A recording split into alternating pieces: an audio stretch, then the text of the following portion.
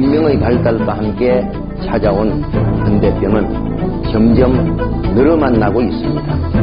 관리도 하시고 운동도 하시지만 피곤하고 자주 아프기만 합니다. 최첨단 기기로 검진을 해봐도 별 이상이 없습니다. 그러나 몸은 무겁기만 합니다. 아픈 곳을 찾을 수가 없습니다. 정말 무서운 병 아닌가요? 이것이 현대병의 특징입니다.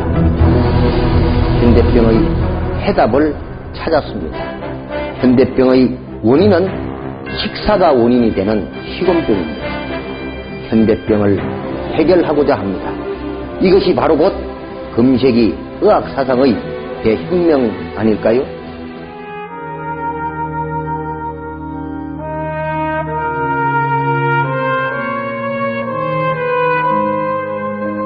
자동차가 휘발유에서 움직이는 기기라면 우리 사람들은 우리 몸속에 들어있는 혈액의 혈류작용에 의해서 생존하고 활동할 것입니다.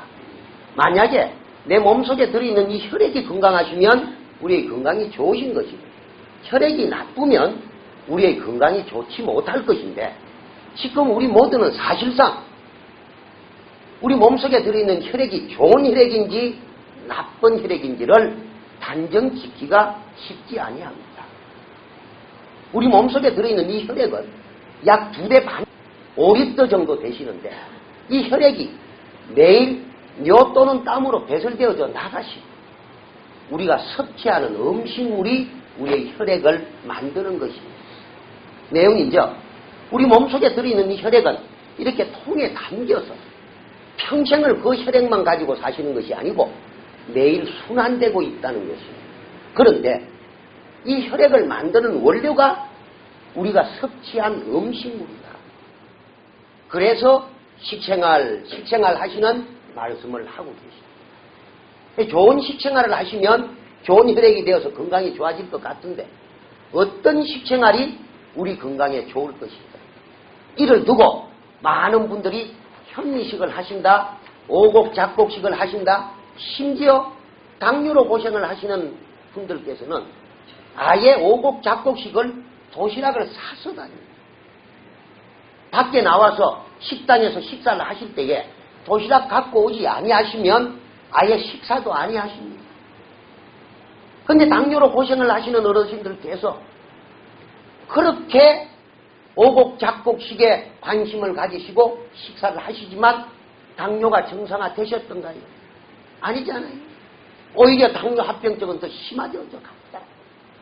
내용을 가만히 들여다보시면 현미식, 오곡작곡식 아무런 의미 없이 그냥 고생만 하고 계시더라.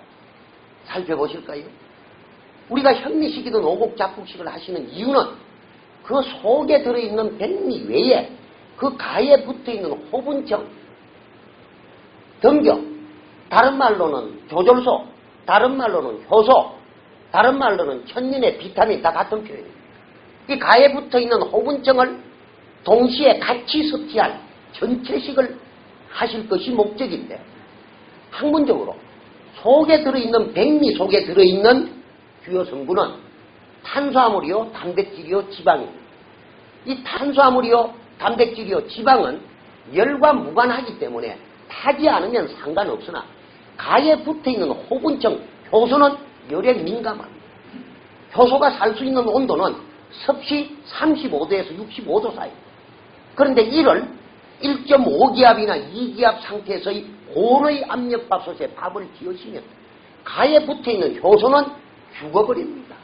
현미나 오곡작곡식이 나쁘다는 뜻이 아니라 그 좋은 오곡작곡식을 고온의 압력밥솥에 밥을 지어 드시면서 그냥 폼만 잡고 계시는 겁니다. 챙식하고 드십니다. 건강을 위해서 웰빙식이다 하시고 생각해 보실까요? 식물이든 곡물이든 분쇄시켜서 분말 상태, 가루가 돼요. 상온에 그냥 두시면 곰팡이, 미생물 오염 되시니까 이걸 온열 건조를 시켰다? 이건 데워 죽인 겁니다. 동결 건조를 시켰다? 하면 이는 얼려 죽인 겁니다. 이 많은 분들이 건강을 위해서 식생활에 관심을 갖고 계시지만 정확히 꼬집고 있지 못하시더라. 우선 우리가 주로 먹는 우리의 주식, 밥에 대해서 먼저 생각해 볼 필요가 있습니다. 현재 우리가 주식으로 삼고 있는 이 흰쌀밥 백미가 우리는 우리 몸에 덕이 되시는 줄 알고 계시지만 이를 정확히 분석하고 보시면 독입니다. 독이라도 아주 심한 독입니다. 무슨 소린가? 국민 전체가 다 먹고 있는 주식인 밥을 두고 독이라 할 수 있을 것이냐. 저도 처음에 이 부분을 확인하고는 저 스스로도 혼란스러웠어요. 여태까지 나도 독 먹고 살아왔단 말입니다. 집으로 돌아가면 사랑하는 전 가족이 함께 먹을 밥을 두고 독이라 할 수 있을 것인가. 봤던 자료를 이리 보고 저리 보고 아무리 훑어봐도 독임이 분명했다. 그러나 이는 저 혼자만의 주관적 지식일 수도 있으므로 여러 전문가들과 분야별로 검토를 해봐도 독임이 분명해. 국민 전체가 먹고 있는 주식을 독이라 표현할 수 있는, 이해할 수 있는 근거를 제시해 보거라. 다음 세 가지 측면에서 말씀을 드려보겠습니다. 먼저 역사적 측면에서 살펴봤을 때 백미가 독이라고 하는 사실입니다. 둘째로 법치주의 국가에서 국민의 주식을 독이라 부를 수 있는 법적 근거 자료는 있던가 하는 사실입니다. 셋째로 우리가 쉽게 이해할 수 있는 학문적 측면에서 살펴봤을 때 백미가 독이라고 하는 사실을 순서대로 말씀을 드려본다면, 먼저 역사적 측면에서 생각해 보실까요? 현재 우리가 주식으로 삼고 있는 이 흰쌀밥 백미를 우리 모두는 조상 대대로 먹어왔던 것으로 착각하고 계십니다. 이 흰쌀밥 백미를 실질적으로 먹게 된 시기는 사실상 일제시대 때에 정미소가 생기면서부터 백미 먹게 되었지, 그 전에 우리 선조들은 연자방아나 디딜방아나 절구 등에 의해서 지은 현미를 주식으로 삼아왔습니다. 이 민족의 주식은 현미가 우리의 주식이지 오늘날 먹고 있는 백미가 우리의 주식이 아니었음을 분명히 하고자 합니다. 생각해 보실까요? 일제시대 때, 6.25 전쟁 때, 보릿고개 넘기던 60년대 이때까지만 하더라도 이 흰쌀밥 백미를 주로 먹을 수 있었던 계층은 부자들이 아니면 쌀밥 구경도 못했었다. 이 쌀밥만 주로 먹은 부자들에게만 유독 병이 오니까 그 병을 일컬어 부자병이라고 불렀다. 일제시대 때는 이를 백미병이라고 직설하기도 했었다. 대표적인 부자병 백미병이 무엇이든가요? 각기병 아니시든가요? 꾹 찌르면 들어가서 올라오지 않는 것. 요즘은 각기 환자가 보이지 않더라. 각기란 당뇨가 오래되고 심화된 상태를 각기라고 부릅니다. 당뇨가 심화되어서 개사되기 그 직전에는 누르면 누른 대로 들어가서 오히려 구멍이 뿌끔뿌끔 뚫립니다. 그러면 요즘의 당뇨 환자는 500만 명 시대가 아니라 1000만 명 시대가 오죠. 인구 4800만 명 중 1000만 명이라고 하는 이 숫자는 성인 2분 가운데 1분은 당뇨입니다. 그러면 나는 당뇨가 아니지 않는가? 여러분, 이것도 크게, 아주 크게 잘못된 인식입니다. 현대의학적으로 당 수치를 110이다, 120이다 기준을 정해놓으시고 높으면 당뇨요, 낮으면 비당뇨로 구분할 따름이지, 당 수치가 높지 않은 내 부모님이 당뇨 합병증인 녹내장, 백내장에 오시는 것은 어떻게 설명할 것입니까? 당 수치가 높지 않은 내 부모님이 중풍 치매로 쓰러지는 것은 어떻게 설명할 것입니까? 이것이 70년대, 80년대에 들어서 국민 전체가 경제 성장에서 쌀밥을 다 드시게 돼요. 누가 많이 드셨을까요? 어른들 아닐까요? 부자병이라고 하는 이름이 어른병이라고 하는 이름만 바뀌는 형태이지. 이것이 90년대, 2000년대 오늘날에 와서는 어른들한테만 이런 현상이 일어나시는 것이 아니시더라. 태어날 때부터 아토피를 안고 태어난다. 초등학생들이 병적 비만 상태다. 비만을 왜 현대병이라고 부르는가? 내가 섭취한 음식물이 내 몸속에 들어가서 물질 대사가 되어야 할 것인데 물질 대사가 되지 않으면 불완전 연소식품을 섭취해서 연소가 되지 않으면 찌꺼기가 남게 되고 남게 되는 이 찌꺼기는 다음에 사용할 목적으로 지방, 기름으로 바꾸어서 이 지방이 첫 번째 아랫배에 저장되고 저장된 이 지방이 몸 전체에 지방세포가 전이되어 간 형태를 비만이라고 부르는데 이 비만이 오시다 보니까 혈행성 질환 전체가 수반한다. 비만, 현대병 맞다. 성인병, 노인병이라고 하는 용어가 맞지 아니하다. 병명 바꾸자 해서 바꾼 병명이 현대병 아닐까요? 머리가 아프면 두통이고 이빨이 아프면 치통일 텐데 현대병이란 과연 어디가 아픈 병명을 두고 현대병이라고 부르든가? 현대병의 원인이 무엇이든가? 학생들이 공부하는 책을 보자. 현대병이 오는 이유 첫째, 영양섭취의 불균형에서 현대병이 온단다. 말 안 되는 말씀이다. 옛날에는 진수성찬으로 식사를 하셨기 때문에 현대병이 없었답니다. 인스턴트, 적첩가공식품을 많이 먹어서 현대병이 오신다면 지금 중풍 오시고 치매 오신 내 부모님이 평생을 피자나 햄버거나 라면 등의 인스턴트 식생활을 하셨던가? 아니지 않는가? 아니지 않는가? 내 부모님 죽어가고 있는데도 아직도 교과서에서는 잘못된 현대병의 원인을 가리키고 있다. 현대병 해결하기가 쉽지 않다. 운동 부족에 의해서 현대병이 온단다. 운동 부족? 옛날에 에어로빅이 있었습니까? 옛날에 헬스클럽이 있었습니까? 현대병의 원인을 분명히 찾자. 1980년도 미국 뉴욕에 위치하고 있는 코넬이라고 하는 유명한 대학이 있습니다. 이 코넬 대학에서 이 흰쌀밥 백미를 가지고 동물 임상 실험을 한 그 결과를 발표한 레포트 보고서에 A라고 하는 동물 그룹에게는 먹이는 주지 않고 물만 줘. B라고 하는 동물 그룹에게는 물과 백미를 먹이로 주본 결과 약 보름 정도가 경과하니까 우리의 상식을 벗어나는 일이 생깁니다. 물만 준 동물 그룹은 오히려 생생한데 물과 백미를 준 동물 그룹은 죽어가기 시작합니다. 이 현상을 두고 의학적으로는 산독증이라고 그럽니다. 산독증이란 백미가 산성식품일까요? 알칼리성식품일까요? 백미가 산성식품이라고 하는 사실은 휴지의 사실이죠. 산성식품을 집중적으로 먹어서 먹은 음식에서 내 혈액은 산성혈액이 조혈되어 이 산성혈액에서 내 세포는 산성세포로 세포 분열을 했고 이 산성세포가 내 몸 전체에 전이져져 갔어. 내 체질은 산성체질이 되셨고 산성체질이 되시다 보니까 만성피로증후군이 오시죠. 이 만성피로증후군에 의해서 이 시간 이렇게 앞서고 떠들어도 졸리는 이유가 다름 아닌 이 흰쌀밥 백미 때문에 그렇더라. 거기다 이래 들으면 섭섭하실 수 있으나 학문적으로 분명한 것은 산독증, 산독화 현상을 말씀드리고 있는 거예요. 성경 말씀 중 창세기 1장 29절에 대한 말씀이죠. 지면에 땅 위에 씨 맺는 모든 채소와 씨 가진 모든 열매를 너희의 식물로 주노니 너희의 음식으로 주느니 하셨다. 씨앗을 우리의 음식으로 주셨다. 제가 함부로 해석할 수는 없으나 현미는 모판에 뿌리면 싹이 나는 씨앗, 살아있는 생명체입니다. 백미 모판에 뿌리면 싹 날까요? 나지 않을까요? 싹 나지 않아요. 싹 나지 않는 씨앗이 아닌 백미식의 이한 현대병을 말씀적으로는 말씀의 거역으로 본다.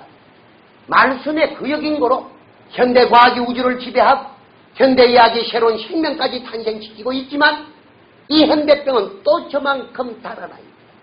정복할 수 있을 것이냐? 절대 못 잡는다. 우리의 주식 백미가 독이라 부를 수 있는 법적 근거 자료는 뭐든가? 1975년도 일입니다. 미국 국민 전체의 4분의 1이 병적 비만 상태로 아마도 요즘의 우리와 같은 이런 현대병 등으로 미국민 전체가 고생을 하게 되자 미 의회 상원에서 에드워드 케네디 상원의원과 조지 맥거번이라고 하는 미국의 민주당의 대통령 후보까지 나왔던 볼륨 있는 상원의원 2명이 이 현대병의 원인을 밝히기 위해서 미 국회 내에 국민 영양문제 특별위원회라고 하는 위원회를 만듭니다. 미국 정부 예산을 받아서 전 세계 30여 개국의 나라에서 약 280여 명의 현대병과 관련된 최고의 박사들을 미국으로 불러 모으고 미국의 전 대학 연구소가 공동해서 참여하고 영국의 왕실 연구소까지 공동 참여해서 약 2년간에 걸쳐서 현대병의 원인에 대해서 조사하고 연구하고 심의하고 분석한 연후에 1977년 1월 4일날 미 의회의 단상에서 현대병은 이것입니다라고 보고한 보고서 레포트가 현재 현대병의 교과서로 통하고 있는 맥거번 보고서입니다. 상원위원장 이름입니다.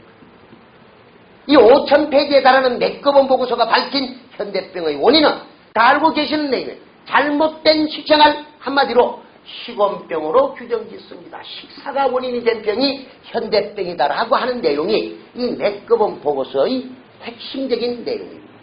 그런데 이 맥거본 상원위원장이 이 현대병의 원인을 미 상원에서 보고할 때 의회의 단상에서 눈물로 울면서 보고한 유명한 보고서입니다. 정치 문제도 아니고 개인의 신상 문제도 아닌 현대병의 원인을 보고하면서 내용이 어떠했길래 미 상원위원장이 눈물로 울면서 보고했던가. 울면서 보고한 그 서두의 시작은 이렇습니다. 인류는, 우리 모두는 현재의 식생활을 바꾸지 아니하면 혈행성 질환으로 뒤틀려서 고생하면서 다 죽는다.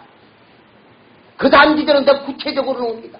현재 흰밀가루를 먹고 있는 밀문화권, 미국과 유럽권은 현재 흰밀가루에서 우리의 현미에 해당하는 통밀식으로 돌아가지 않으면 멸망하고, 현재 흰쌀 백미를 먹고 있는 벽시문화권, 동양권은 현재 흰쌀 백미에서 이전의 현미식으로 돌아가지 않으면 멸망한다는 표현이 울면서 보고한 맥거본 보고서의 서두의 시작입니다.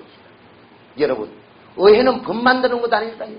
그것도 세계 제1의 의회주의를 자랑하는 미 의회에 보고한 이 보고서보다 더 근거 있는 법적 근거자로 있겠습니까?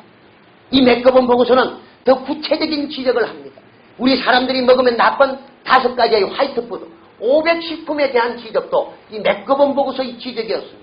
첫째 뭐죠? 흰설탕, 둘째 흰소금, 셋째 흰화학조미료, 넷째 흰밀가루, 다섯째 흰쌀 백미. 이거 먹으면 해로우니까 줄이거나 먹지 말라고 지적했던 내용이 바로 맥거본 보고서의 구체적 지적사항입니다. 여러분 지금 처음 들으세요? 몰랐습니까?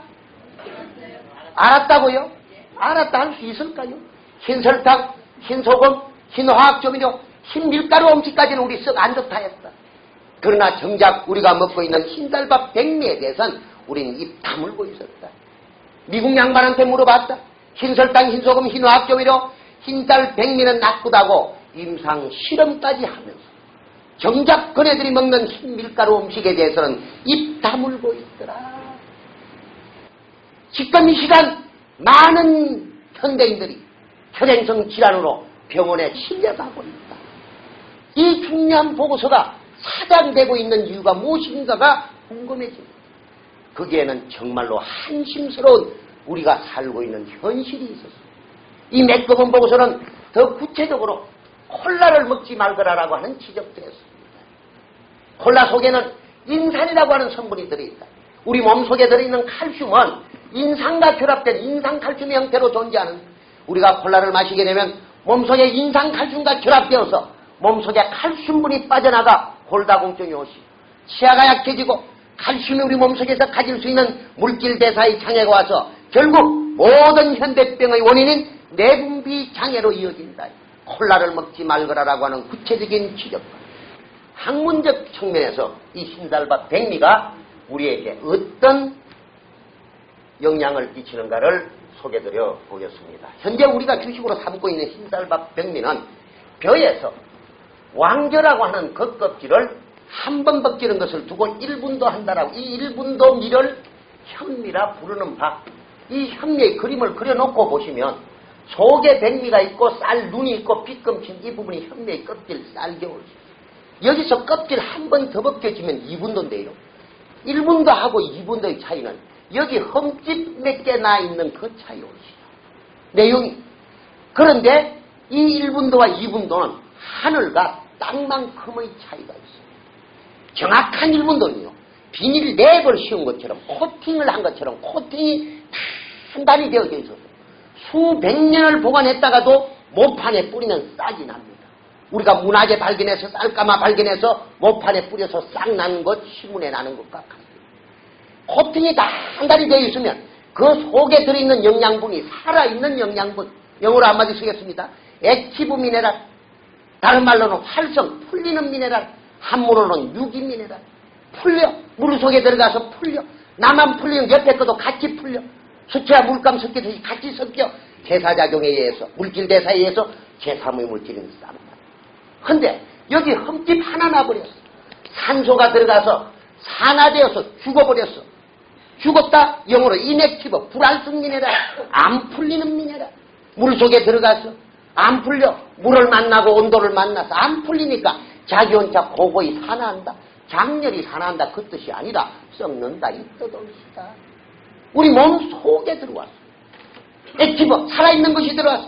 풀리고 결합하고 물질 대사에 의해서 포도당도 만드시고 아미노산도 만드시고 알부민도 만드시고 우리 생체 약 15만여 종류의 생화학 작용에 의해서 각종 물질 대사작용을 하고. 그런데 죽은 것이 들어왔어. 인액티브, 안 풀린다. 우리 몸속에서는 산화한다라고 하는 용어를 쓰지 아니하고 산성화한다라고 하는 용어를 사용합니다. 현재 우리가 주식으로 삼고 있는 흰쌀밥 백미 껍질을 10번 내지 12번 벗긴 12분도 미더라.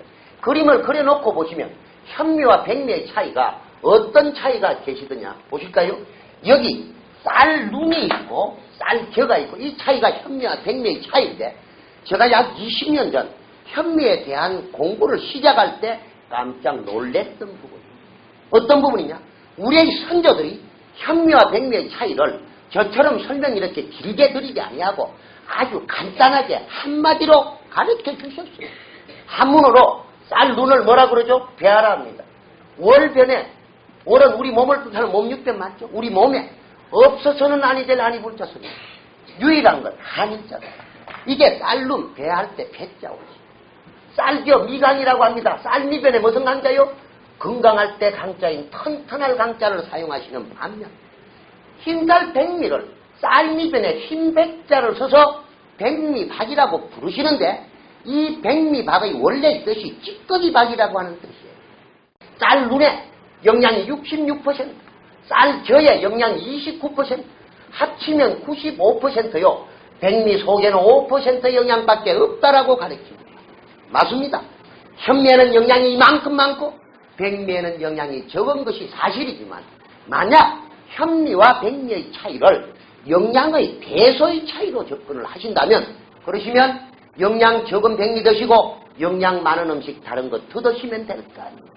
현대병이 왜 오셨던가? 현대병이 왜 오셨던가?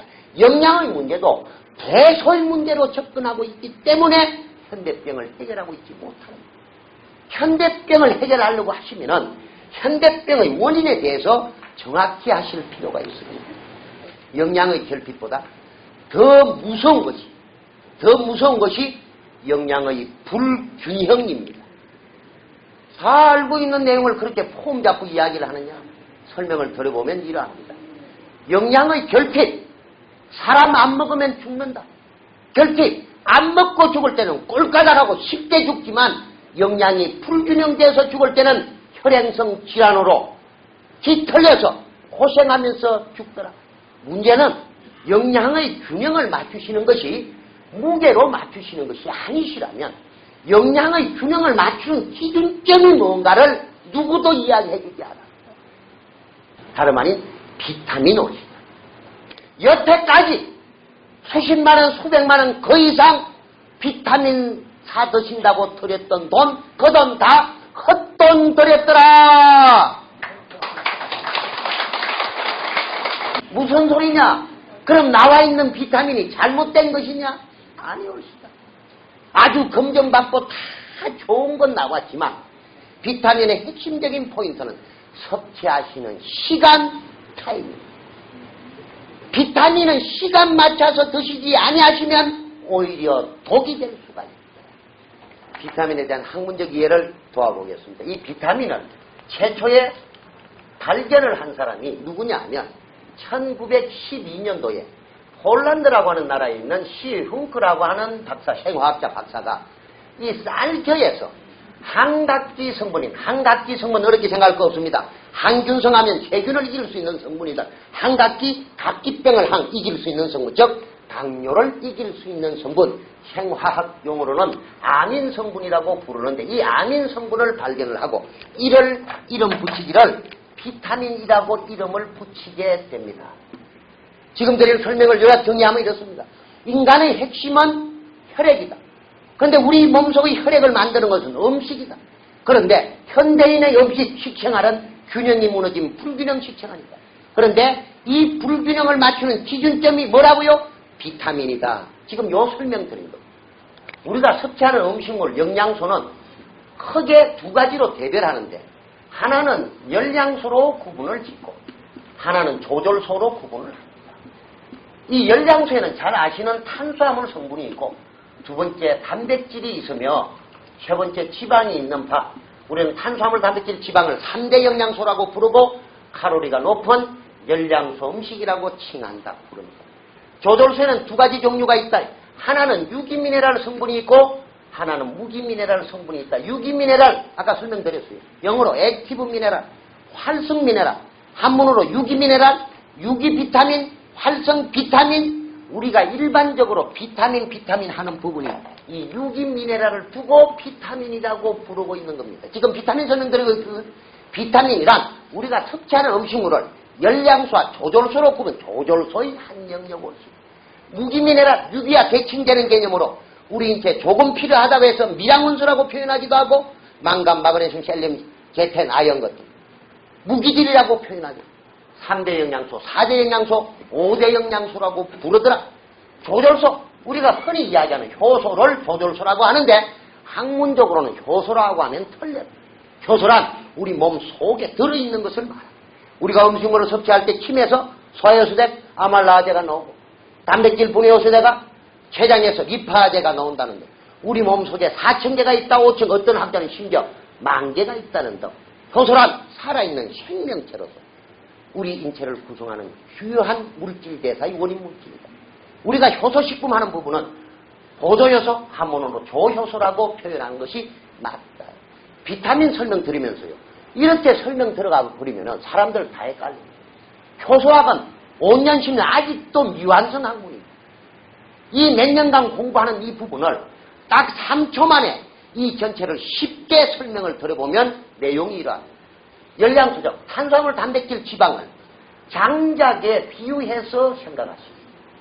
조절소에서 비타민 요 영역을 장작에 반하는 불쏘시개로 비유해서 생각하시면 이 전체를 이해하시기가 아주 쉽습니다. 설명을 드려볼게요. 내가 섭취한 음식물이 탄수화물, 단백질, 지방을 섭취하셨다. 뭘 섭취하셨다고요?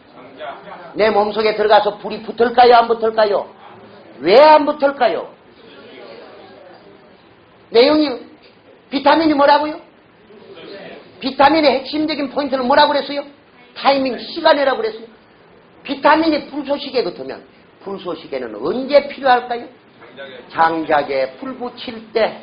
내가 탄수화물, 즉 장작을 먹는데 이거 불 붙이려면 불쏘시개, 비타민, 즉 비타민 B1과 티아민과 탄수화물이 우물 속에서 섞여야 그것이 포도당으로 바뀌고 그것이 우리 인체인 미토콘드리아 세포에 들어가서 에너지와 ATP와 하는 과정을, 연소하는 과정을 거칩니다. 그런데 내가 탄수화물을 섭취할 때 비타민 B1이 없으면 산으로 바뀐다. 무슨 산? 초성 포도산으로 바뀐다. 환원하면 이가 젖산 말씀 들어보셨죠? 고로 내 혈액이 산성혈액이 되시고 산성체질이 되시고 만성피로증후군이 오시고 모든 혈행성 질환 같이 옵니다. 탄수화물만 드셨기 때문에 그것을 두고 불균형식생활이라고 합니다. 단백질 장작입니까? 불소식입니까? 장작이죠? 단백질 어제 저녁에 드셨던 등심 그 장작이다. 요걸 드실 때에 불소식에 비타민 B6와 같이 드셔야 이게 아미노산으로 바뀌고 알부민으로 바뀌고 각종 호르몬으로 바뀌고 단백질 등심 드실 때 비타민 B6 빼고 단백질만 집중적으로 섭취하시면 이 단백질도 산으로 바뀐다. 무슨 산? 키산토렌산이라고 하는 단백질이 산으로 바뀐 키산토렌산이 되시면 이 키산토렌산은 우리 췌장의 랑겔한스숨에서 혈당을 조절하는 인슐린이 나오는데 나오는 인슐린을 못 나오게 하고 나와 있는 인슐린도 이 역할을 못하도록 하는 산이 바로 어제 저녁에 드셨던 등심이었더라. 근데 요것만 드시면 불균형식생 같이 드시면 균형식생 요것만 드시면 불안정 연소식품 같이 드시면 연소식품 요 비타민이 불소식이라는 이해하셨죠? 오늘 집으로 돌아가시면 여태까지 드시던 비타민 있습니까? 없습니까? 있죠? 한두 알 남아있는 그 비타민 불소식계를 여태까지 어떻게 드셨습니까?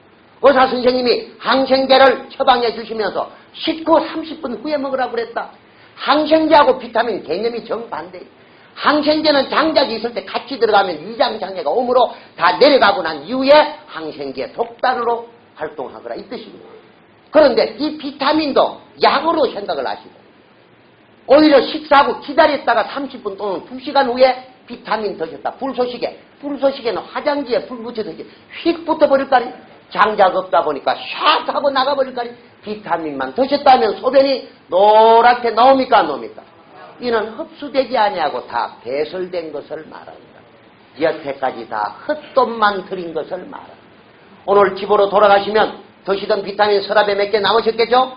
어떻게 드신다고요? 식사할 때 불쏘시개니까 같이 드신다. 식사하실 때 같이 드신다. 내일 아침에 화장실에 가보시라. 소변이 노랗게 나올까요 안 나올까요? 안 나온다.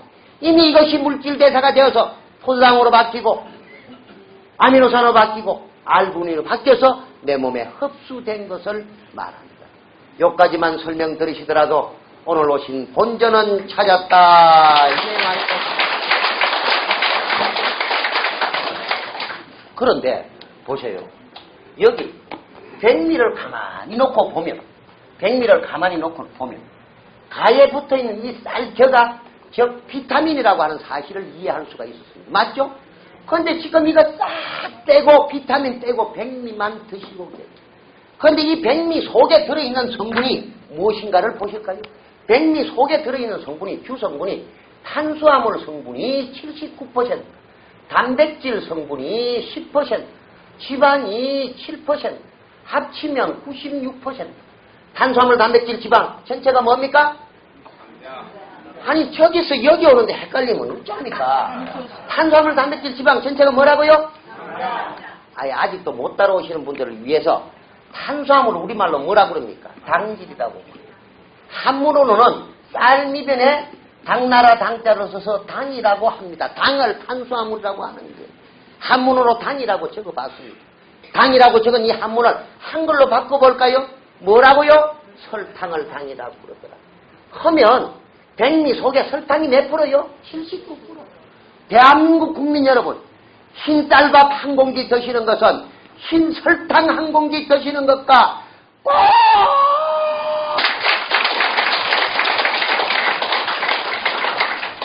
먹은 음식이 피가 되고 살이 된다고 그랬어요. 먹은 음식이 피가 되고 살이 된다고 그랬어요. 설탕을 드시고 피가 돼요. 설탕피 맞죠? 유치해 보이시면 이를 문자로 바꾸시면 돼요. 설탕 한문으로 당이라고 그러더라. 피 한문으로 혈이라고 그러더라. 맞잖아요? 한문 거꾸로 읽잖아요. 혈당 아니시죠? 전 세계적으로 혈당 설명 저처럼 잘하는 사람 없다. 우리가 보는 뇨도 혈액의 일부이더라. 고로 당뇨라고 부른다. 이야기 이래 드리면 이해는 하시는데 복잡다. 간단한 방법 없느냐? 아예 설명 안 들으시고 아주 간단한 방법이 있습니다. 아예 병원에 가셔서 혈액 분석 사진을 찍어 보시죠. 설탕을 드시고 만든 내 혈액 전체가 다 엉켜 있습니다. 어깨가 아파서 부항을 뜨시면 덩어리가 져서 나옵니다. 이렇게 엉켜져 있는 이 혈액이 뇌에서 이게 중풍치매입니다. 심장에서 협심증, 심근경색 아닐까요? 혈관에서 동맥경화 아닐까요? 혈액에서 골지혈증 당입니다. 모든 혈행성 질환이 섭취한 음식물에 대해서 왜 이래 왔던가요? 불균형 식생활에서 왔다. 이것을 맑고 건강하고 또록또록한 건강한 혈액으로 만들 수 있는 방법이 있을까? 약물요법이 있을까? 약물요법요. 중풍 와서 응급조치를 취하면 용혈제 혈액 풀어주는 거 그거 계속 사용하면 사람 죽죠. 다 풀리가 다 죽죠. 고혈압 오셔서 병원에 가셨다. 혈관 확장제 순간적으로 사용해주는 그거 계속 확장시키면 사람 죽습니다. 약물요법 없다. 이 엉켜져 있는 이 혈액을 산성 혈액을 맑고 또록또록한 건강한 혈액이 될 수 있는 방법은 균형식 생활 같이 드시는 이 방법밖에 없다. 이는 진리다. 이는 진리올시다. 혈액이 건강해졌다. 혈액이 건강해졌다는 것은 적혈구, 백혈구가 건강해졌다. 백혈구, 항체가 건강해졌다. 이걸 면역체계라고 그런다. 최고 여사 창조주가 우리 몸속에 주신 면역체계를 말합니다. 창조적인 메커니즘에 의해서 우리 몸속에서 일어날 수 있는 물질 대사를 원료를 정확히 공급해 주다 보니까 거기서 건강한 혈액에 의해서 면역체계가 있어서 이 면역체계에 의해서 우리가 상상할 수 없는 현대병으로 해결되지 않는 그 부분 등이 좋아지는 경우가 바로 이를 두고 말하자. 현대인의 식생활 자체가 열장소 중심의 불균형 식생활을 하심으로써 산성혈액이 되었고 산성체질이 되어서 현대병이라고 하시는 혈행성 질환으로 고생을 하고 계시는데, 옛날 병하고 현대병의 차이는 옛날 병은 세균성 질환으로 페니실린, 항생제의 개발로 극복을 했습니다. 그런데 이 혈행성 질환은 항생제로 해결될 부분의 문제가 아니다. 우리 몸속에 들어있는 이 혈액은 매일 교체가 되고 있어. 약 120일 내지 150일 만에 혈액이 순환되고 교체돼요. 우리 몸속에 들어있는 세포도 매일 세포 분열을 하고 있어요. 근육세포는 장기 종류에 따라서 다릅니다만 대략 약 1년 정도 만에 다 교체가 돼요. 뼈세포는 7년 만에 교체가 돼요. 교체되신다는 것은 지금 이 시간에도 우리가 섭취한 음식물에 의해서 혈액이 조혈되고 이 혈액에 의해서 세포 분열이 되고 있는 겁니다. 정상적인 세포만 세포 분열되시는 것이 아니라 잘못된 돌연변이 세포도 세포 분열이 돼요. 하루에 3,000회 내지 5,000개 정도는 돌연변이 세포가 누구든 다 생기고 있어요.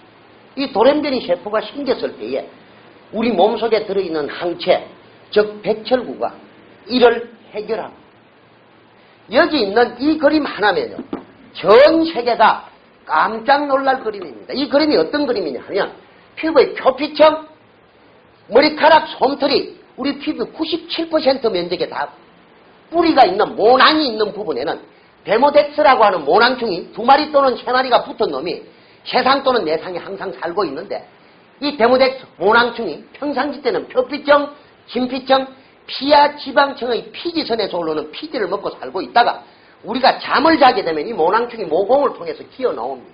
나오는 목적은 산성기꺼기 먹이 먹을 목적과 한 20일 정도 살면서 옆에 있는 모공의 알깔 목적으로는 피부 세포가 넓고 노화하는 것이 이 모낭충 때문에 그런 거예요. 이 자체가. 여성분들이 저녁에 주무실 때 화장 지우고 주무셔야 되는데 못 지웠어. 아침에 일어나면 얼굴이 퍼석해요. 이유는 이 모낭충이 나와서 화장지꺼기 밑에 땅굴 파먹고 들어간 흔적을 지고. 화장독이 뭐냐? 이 모낭충이 배불러 터진 현상을 두고 화장독이라고 합니다, 여러분. 내용 자체가, 자, 볼까요? 여기 이거 없어졌다. 이거. 이 내용이 아니에요. 이거 하나, 이게 표피층, 이게 진피층, 피하 지방층이라. 이게 진피층에 있는 부분이라면, 이 피부 표피층에 있는 부분은 대표적으로 피부 사상균 등인데, 비점균, 무점균, 섭진균, 비염, 맹대하, 질염, 전립선염, 비대 등을 말합니다. 이건 현대의학적으로 지금 해결 못하고 있어요. 대퇴골과 폐행성 관절염에 관해서 논해보겠습니다. 뼈세포에 칼슘분이 부족해서 골 밀도가 줄어든 현상을 두고 골다공증이라고 한다. 맞죠? 네. 그럼 문제 있는 거예요. 옛날에 비해서 우리 현대인의 식생활이 김이나 멸치나 칼슘 함유식품 더 많이 드시오. 그런데 옛날에 없던 골다공증이 현대인들에게 더 많이 오는 이유는 무엇일까? 병원에서 의사 선생님으로부터 골다공증이라고 하는 진단을 받으시고 처방전 내리는 대로 1년 내내 약국에서 칼슘 함유식품을 계속해서 복용을 해요. 해소되지 않는 이유를 밝혀라. 해소되지 않는 이유가 뭘까요?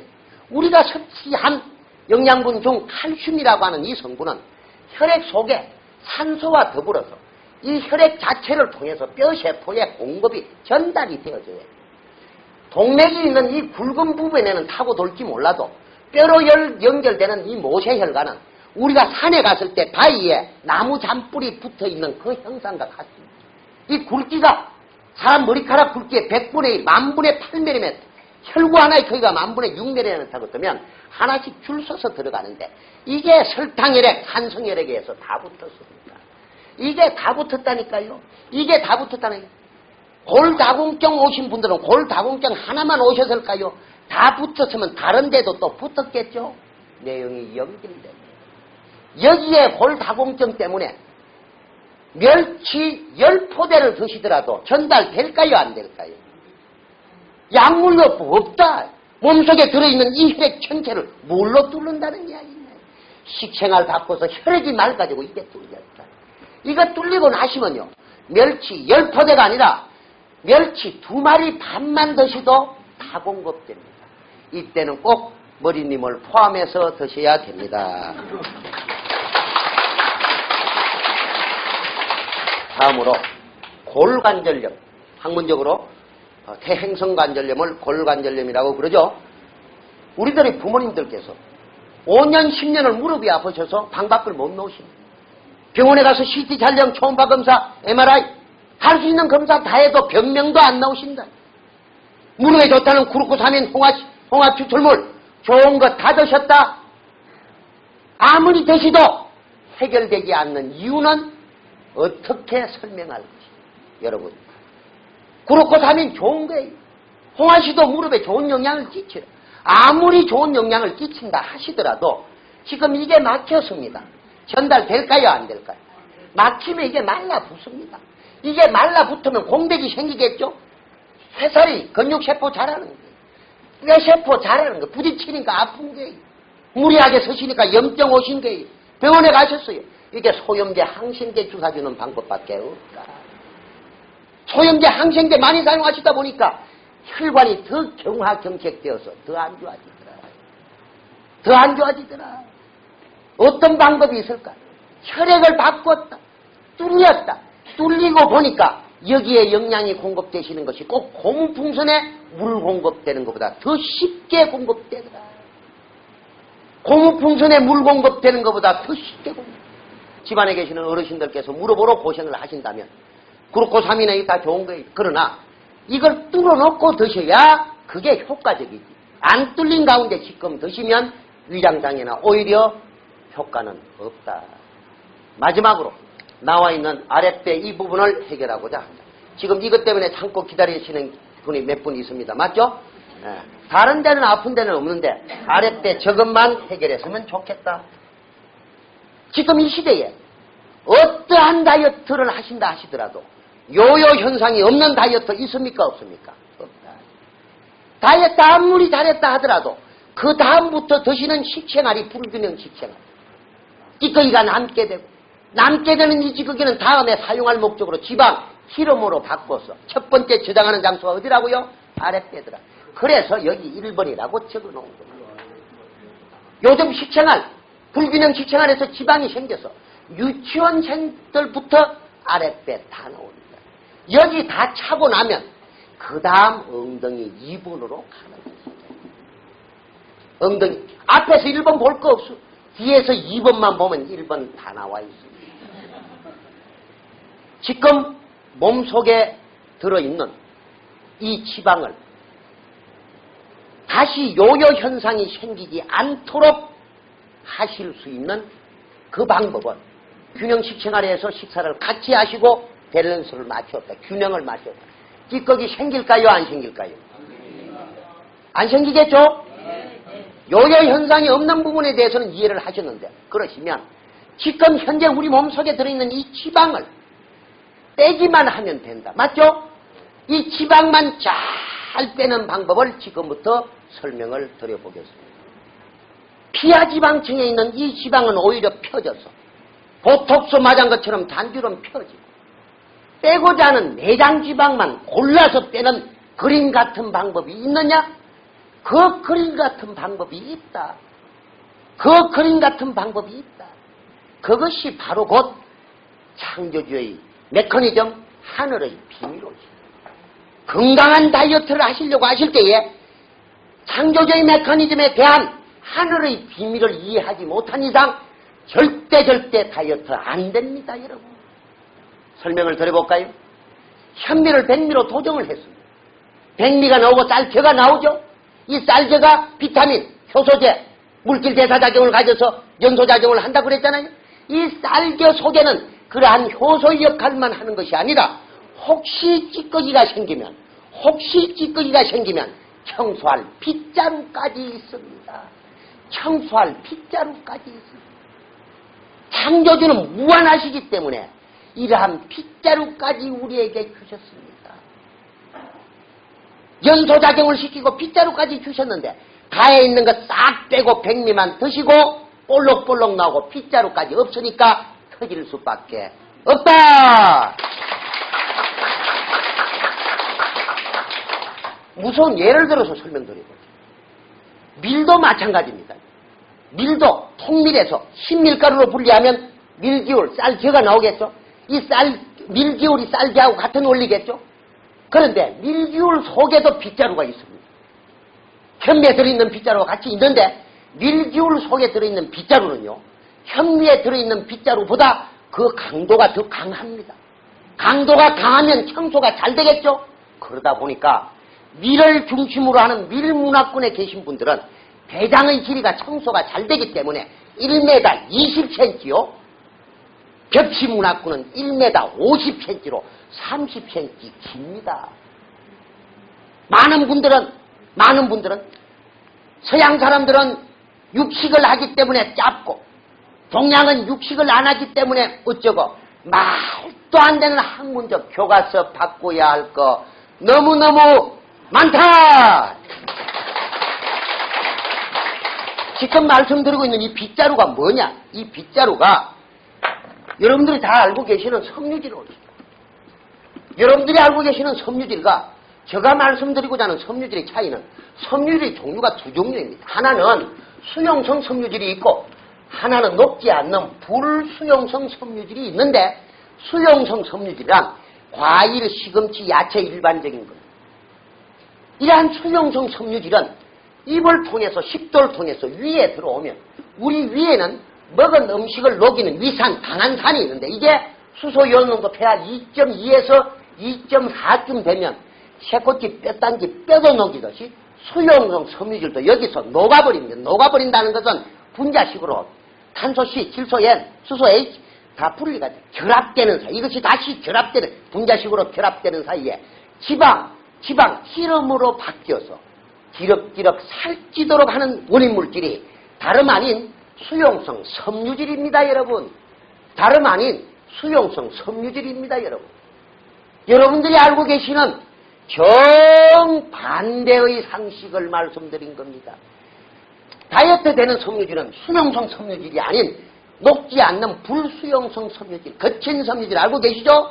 공유의 껍질 속에 들어있는 섬유질. 그래서 우리 인간을 공유동물이라고 부르기도 하는데 시간 관계상 학문적으로 짧게 말씀을 드려보죠. 섬유질, 영어로 뭐라 그러죠? 하이바라고 그러죠. 하이바. 이 하이바를 분쇄기로 갈았어. 쇠가 달았으면 달았지. 더 이상 닳지 않는 식물의 단위세포를 섬유소라고 합니다. 이건 하이바라고 하지 않냐고 뭐라 해요? 셀룰로즈라고 합니다. 셀룰로즈 말씀 들어보셨죠? 학문적으로 헤미셀룰로즈. 우리 인간은 이 헤미셀룰로즈는 분해시킬 수 있는 효수가 이것을 현미경으로 들여다보시면요. 얼마나 강한지 삐죽삐죽 이렇게 있어요. 이걸 상온에서 우리가 녹이려고 하면 황산에 녹여. H2SO에. 물건 황산에 녹여서 죽을 만들어서 노즐을 통해서 공기 중에 실로 뽑아낸 것이 있고 계시는 인조섬유 아세테이트온이. 발명가 노벨이 과학 분자식으로 삼가로 바꿔서 니트로셀룰로즈로 바꿔서 다이나마이트, 화약의 원료가 되는 것이 셀룰로즈. 제가 이 설명을 갑자기 드리는 이유는요. 생각해보세요.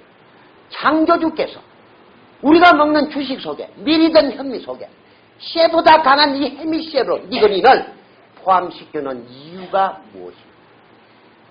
하늘의 비밀이 무엇일까? 창조주의 뜻이 계셨더라. 우리가 섭취한 음식물은 입, 식도, 위장, 소장, 대장, 인간의 3대장을 거쳐서 변으로 나가시는데 우리 인간의 3대장인 위장, 소장, 대장은 어떠한 근육세포도 연결되어 있지 않아요. 자기 스스로가 자율신경세포에서 연동운동과 연절운동을 스스로 하도록 됩니다. 예를 들어볼까요? 위에서 주기된 영양분이 음식물이 유문 12장을 거쳐서 굵기는 2 내지 4cm 되는 7m의 소장이 요 좁은 곳에 닫혀 있어요. 내려갔다 올라갔다 뒤로 갔다 꽉 찼을 거 아니겠어요? 이게 처음 시작서부터 대장까지 내려가려면 소장에서 전부 대사작용을 하는데 이게 소장 스스로가 주물럭 운동, 연결 운동을 해줘야 위에 깁니다. 이 주물럭 운동을 할 수 있는 창조적인 메커니즘이 다름 아닌 이 헤미셰 로드가 소장의 내벽을 자극시켜주는 겁니다. 지금 현대인이 실행할 리가 하나도 없어요. 수도 파이퍼 어디서 고이는지 어디서 썩는지 모릅니다. 소장을 중심으로 세습이 나는 해결할 수 없는 현대병치라 그것을 루게닉스라고 합니다. 소장으로 내려온 이 영양분 다음으로 가는 과정이 간으로 가잖아요. 간에서 독소도 제거하고 여러 가지 생화학 활동을 하는데 간으로 갈 때 한꺼번에 다 올라가면 간이 처리하지 못하고 뒤로 자빠져요. 조금씩 보내줘요. 그런데 지금 이게 스펀지처럼 잡고 있다가 보내주는 거 이게 하나도 없어. 한꺼번에 다 올라가니까 간이 처리하지 못하고 다 자빠집니다. 다 자빠집니다. 이 헤미셰 로드가 소장을 거쳐서 이제 대장으로 왔습니다. 대장이 하는 첫 번째 역할, 대장의 내벽을 자극합니다. 이 자극에 의해서 대장은 연동운동을 하고 우리는 변을 봅니다. 근데 현대인의 실천할 이거 없어요. 가래떡처럼 내려와서 막히면 사람 죽겠죠. 하다 보니까 이게 옆으로 붙는 겁니다. 이 옆으로 붙어있는 이 부분을 두고 우리는 숙변이라고 하는데 대략 5kg 내지 15kg 콜탈처럼 다 붙어 있습니다. 없는 분 없어요. 혹자는 나는 어제 병원에 가서 대장 내시경 검사를 해보니까 숙변 없더라. 모르시는 말씀 옳시다. 대장 내벽이 이렇게 맨질하게 되어 있는 것이 아니라 대장 내벽이 반월형으로 주름이 잡혀있어요. 그림을 크게 그렸습니다. 요게 붙어있어요, 자체가. 요게 육모 털까지 안 보입니다. 우리가 보는 이 겉만 보는 겁니다. 요게 짧게 요래 되어 있는 거예요. 이게 큰 거 있습니다. 이게 개실입니다. 요 염생 개실염 개실아. 대장에서 영양을 흡수하기도 하거든요.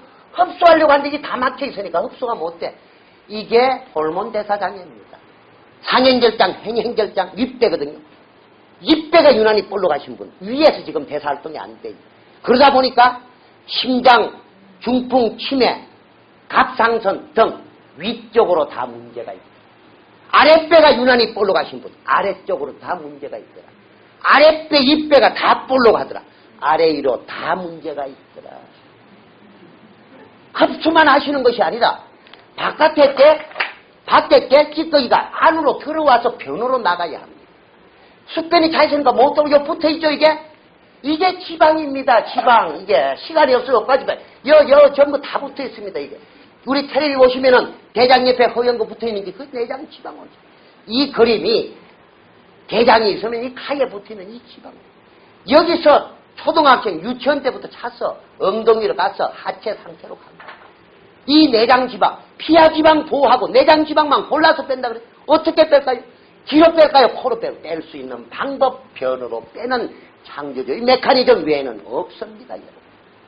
보실까요? 헤미셰 로드가 대장에 가서 자극합니다. 찔러줍니다. 연동운동. 아예 이 속에 들어가서 부풀어집니다. 이게 싹 빠져놓으시면서 밖에 있는 지방이 대장의 내벽이 거물처럼 속 안이 보여요. 이게 지방이 들어와서 이제 변으로 설변하고 다릅니다. 물변하고 달라요. 지방변입니다. 어떤 분은 고무장갑으로 자기 지방을 이만한 걸 잡아보기, 노란 걸 잡아보기도 하고. 오늘은 이 시간이 우리 자신의 건강뿐만 아니라 우리 국민 전체의 건강에 크게 기여하는 시간이 되기를 바랍니다. 감사합니다.